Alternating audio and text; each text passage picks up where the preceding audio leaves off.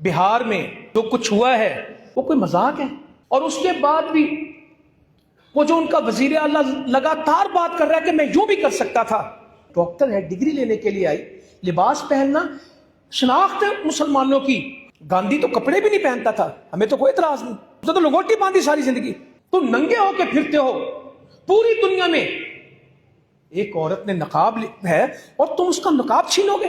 اور پھر اس پہ تکلیف ہے ہمیں, گونگے ہیں سارے مسلمان, کوئی بولنے والا کہنے والا نہیں ہے کہ تمہیں جرت کس طرح, کوئی ابن قاسم, کوئی سلطان محمود, کوئی شہاب الدین.